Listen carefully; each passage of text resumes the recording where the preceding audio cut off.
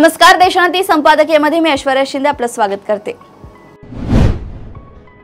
राष्ट्रवादी काँग्रेसचे प्रमुख शरद पवार आणि महाराष्ट्राचे उपमुख्यमंत्री अजित पवार यांच्यातील भेटीगाठी वाढतच आहे।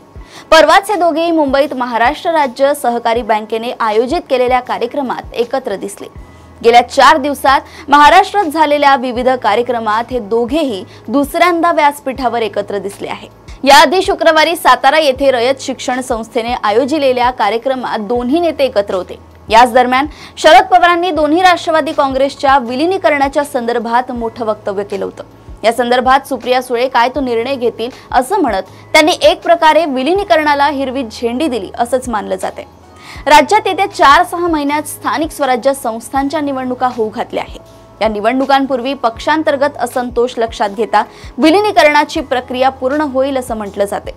विलीनीकरणाच्या संदर्भात आपल्या पक्षात 2 मतप्रवाह असल्याची स्पष्ट कबुली शरद पवारांनी दिली। पहिल्यांदाच त्यांनी अशी कबुली दिल्यामुळे विलीनीकरणाच्या चर्चेला अधिक गती आल्याचं दिसतंय।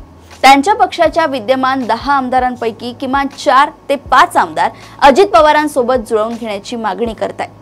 गेल्या वर्षी झालेल्या विधानसभा निवडणुकीत शरद पवार गटाला 86 जागांपैकी फक्त 10 जागा जिंकता आल्या आणि तेव्हापासून राष्ट्रवादी काँग्रेसच्या विलीनीकरणाची कुजबूज सुरू झाली।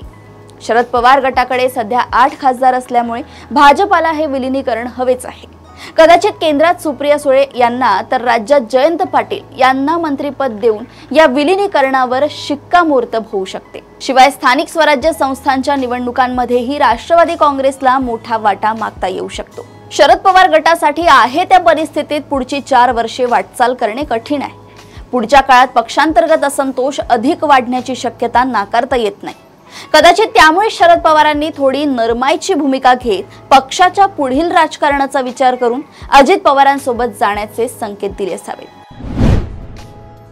अशाच राजकीय घडामोडी व अपडेट सोबत पुन्हा भेटूया देशोन्नती संपादकीयमध्ये।